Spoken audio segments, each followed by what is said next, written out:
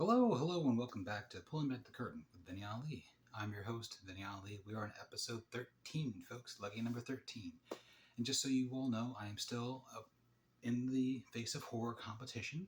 That's correct. We are trying to be the next Face of Horror for this company, where I'll be able to meet Kane Hodder, the actor who played Jason Voorhees in the Friday the 13th series, raise money for children that are hospitalized at the moment, and we're going to hopefully win this whole thing. So I'll meet Kane, make $13,000 we can put towards the podcast and toward any other pursuits we got going on. Be in a movie that they're writing and creating, so I have to come up with some kind of creepy character. Maybe I'll come up with a creepy film guy that lives in your dreams. I'm not sure yet, but we're going to figure that out. So go to thefaceofhorror.com. I will include the link in the caption so that you all will know where to go. And vote for me, Vinny Ali. So today we're going to talk about some new developments that have been going on. I live a very scatterbrained life, as you can see. In my creative mind, everything is all in the air, trying to get it all sorted. Thankfully, I have been in contact with Mel Mack, a casting director, who has offered her wise advice to me in regards to my career. Specificity is definitely been lacking. I've not been honing what I can do specifically. The great thing about this podcast is it allows me to get comfortable being on camera again, usually just like this. This will be the new setup for self-tapes. A self-tape is pretty much a home audition that you do using a camera, microphone, some lights, and you just kind of let it rip tater chip. I've always had some issues with it because technology and me aren't the best of friends. However, in this growing world of technology being more at home and more accessible, we just have to go with it. So that's what we're doing. Hence, it's been a blessing and a curse with this production adventures of doing more episodes at home. Don't worry, we're going back in the studio soon. Just have to wait for some funds to clear and be more mindful with spending. Back to Mel Mack. She gave me 4 things to work on. Number 1, get my living and financial situation under control, which I am. It's hard, but all good things are hard. 2, getting headshots. Kevin Perugine did my headshots last time, and he was fantastic. So I'm going to go with him again, but I'm going to give him a heads up saying, hey, I want to do one look that wants to show my personality as XYZ. Probably cop detective situation or best friend. I'm not sure yet. I have to pick something that's very specific and showcases that personality of there's darkness behind my eyes, but there's also warmth, if that's a way to be feasible, which I think it is. 3, headshots. Learning how to self-tape. So this has been very helpful with that. I did get a background stand to hold a canvas. I just have to get a canvas now so that you don't always see, Bob Ross in the back. Bob's doing great. He's getting fuller by the day. And I feel I get better sleep because he's right by my bed. And so as I sleep, I get fresh oxygen. Oh yeah, George Mason represent. This was a fun time. This was a night of mixtapes, but we actually used CDs to make mixtapes, and it was super fun. I keep a lot of old shirts because they're clean and inoffensive. If it's clean and it fits, I wear it. So those are the 3. And then the 4th thing is getting on casting networks. And that's an online platform where people go to audition and find talent and such. Just have to find some kind of funds to pay for the year. It's worth it. You get 1 gig, boom, pays for itself. So the big concept this week is going to be investing in your greatest asset, which is yourself. That's right, kids. Your greatest asset is yourself. Bob Proctor once said, the more you invest in yourself, the greater dividends you will achieve. And I think that's very true. For me, myself, I told myself when I started this acting career, I was going to focus on my craft, learning how to do the fucking thing. If I can't do the thing, why the hell is anyone going to want to hire me? They won't. But that's why I went to school. That's why I took every opportunity I could to work as an actor, whether it be plays, musicals, and then short films, longer films, if not a lot longer films, and then voice work. And now here we are. I'm a well-rounded, very interesting person to watch. I am one to watch, as my friend Courtney Atkinson, friend of the show, will tell you. And with Mel Mac, I was in a section of her course. She offers some free masterclass, which was fantastic. 3 things that are killing your career. And one of the big things was lack of specificity in your headshot. And my headshots are very general, and I can't always afford to get, crazy, big, this, that, and the other. But I am working on it. I'm going to get one from Kevin Perugine. The reason why I mess, and like she was saying, when you have a photographer, you should get to know them and have trust them, and hopefully they'll bring something out of you that you can sell, because you're marketing yourself. That's the thing. So I will invest in headshots at a price that is reasonable for me, and for a guy who has wonderful bedside manner. He worked in a funeral parlor for many years and is very, very good at listening to the needs of the clients and not shoving things down their throat that they don't actually need. And he's very good at breaking things down of his pricing and why he does what he does, because he's an entrepreneur. And I am an entrepreneur as a working actor of stage, film, and voice work. That's how it goes. And you have to be upfront and honest with yourself. So there's that. The next thing she talked about was being specific in your branding.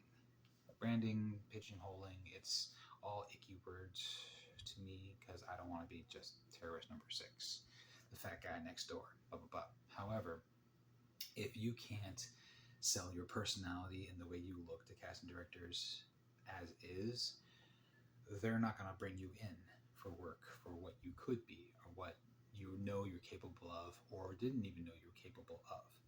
That was a big thing. So I'm figuring out my log line.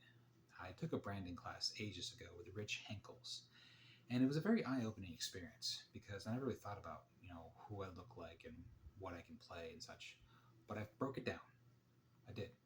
I can play the father, the soldier, and the loon.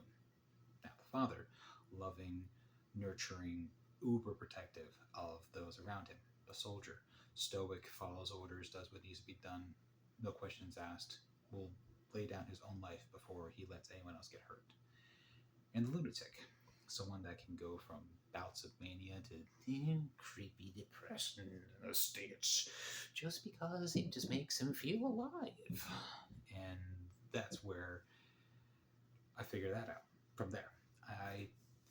We went through with like, okay, look at this person. Like, let's say, look at Rich. What does Rich look like? What could he play? Who should he play? Blah, blah, blah. And at the very end, we got to do it for everybody. And I thought to myself, I'm going to make this worthwhile. So I not only picked a celebrity, I put a picture up next to the person's name. Like, this guy looks like Cal Penn, for instance. And then he described 3 things about him. Cool, nerdy, lovable. And then I wrote down characters they could play. The boy next door, the best friend, the scientist, etc., etc.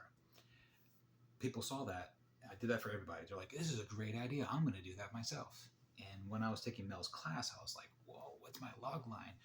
I look like this, but I mirror the personality of this. I don't know. My good friend Lisa Panzer, who will join us soon, said I look and I remind her personality-wise of Marlon Brando, a tough, archetypal gentleman who wants to do right, but no one quite sees him as anyone that can. There's a sensitivity, and there's a danger, and there's also just a warmth to him. Marlon Brando, one of the greatest actors of all time. She thinks I'm like him. Fucking, whew. So there's that.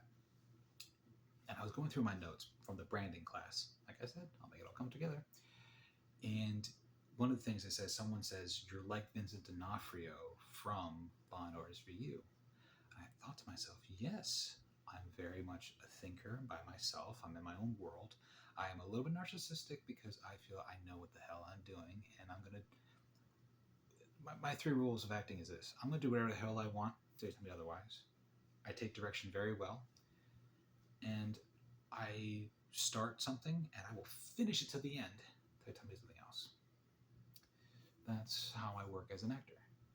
And I was like, yes, I'm definitely Vincent D'Onofrio mirror-wise. However, look, there's not a lot of ethnic actors that like I'm happy to be compared to, like Luis Guzman from Wednesday. He played the father. And I was like, not so much. Michael Pena, I guess. So Cal Penn, I'm not quite svelte enough for that, at the moment. So I said I am a darker Michael Pena with Vincent D'Onofrio tendencies. And that's something that casting directors would be like, yeah, I can work with that. I've always been afraid that, I'll be thrown into stereotypical roles and no one will take me seriously and I won't be able to break the stereotypes based around actors that look like this. However, get your foot, and everyone's like, oh, get your foot in the door, this and the other. So I'm going to try it. I'm going to try it when I get my headshots, and then when I make my template of what I can play, who I can play, and what I played in the past, and go from there. I have a collection of quotes from actors and directors I've worked with who have said things like, Vinny, you're like a chameleon, or you are my Swiss Army knife. No matter what I create, you can bring to the table, and I admire that about you. Okay, Pam Arkin, who said, that was very nice, it was very honest, it was very sincere. I would have liked tears. Thank you for sharing that with us. And I just do what I do. I know I'm worthy of doing good work, challenging work, and pushing myself to the next level. That's why I do it. That's why I journal every day. I write down things that I am grateful for in my life. 6 things, my mind, my body, my mom, my car, my ability to breathe, my writing, all those things. And then I go through what's on my mind to help ease it. I made a series focusing on the 7 habits of highly effective people. And at the end of it, I always say you're going to stretch, meditate, and journal to ease your mind. Because every day, in every way, I'm improving in every way. And that's important. It's important to invest in yourself, because if you don't have balance and if you don't work on yourself, you ain't living life, kid. Yeah, you're just going through the motions, and that's not okay. That's why acting is so important to me. I want to move forward. I want to see what happens next. Someone has asked me, why don't I just off myself? And not in a jovial, playful way, but just in general, because of all the things I juggle daily. Because I want to know what happens next. I want to know of all the sacrifices I've made as an actor, all the dances, all the missed opportunities for love because my mistress acting took over, times I could hang out with my friends, play D&D or play Halo, for instance. Were they worth it? I think so. I'd rather not go to the grave not knowing how far I could have gone. I could have gone the distance. Acting, writing, producing, it all goes hand in hand, and it just fulfills me. So there's that. I do that. I've been neglecting the exercise, as you can see. I used to be in Muay Thai kickboxing, and that was the most intense workout ever. And it made me really give not a fuck about nothing. If you watch me in the hot seat episode earlier on, you can see that I just had a little bit of damage control. My coach gave me a nice lesson, and he realized I got punched in the face today. I don't give a fuck about this audition if I get it or not. I'm getting my reps. I'm getting my reps to get better, because auditioning is the job. Acting is the career. The day-to-day grind is the audition. And when you keep that mindset, going through auditions doesn't feel as scary. But this does feel scary, because it's just so impersonal and awkward to watch myself talk as I talk. So, the lesson of the week is to continually work on yourself. Find the thing that makes you fulfilled and happy and makes you want to get up in the morning. Then get after it. Get up, get after it, and get going. And seek to improve every day in something.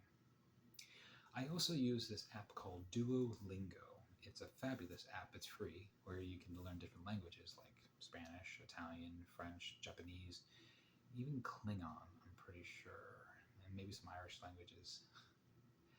Yeah. I think that learning a different language is great, especially in my area, because it can help the community a lot better when I can speak some Spanish a little bit better than I did a couple years ago. So, lesson of the week, kids. Before you take that extra shift, before you get that next promotion, think to yourself, is this going to improve me? What can I do daily to improve my life, my existence? There will always be work, there will always be jobs, but there won't always be now, tomorrow, the next day. There will not always be an opportunity to spend time with your family and your loved ones, or spend alone time with yourself in a quiet room. Take advantage of it.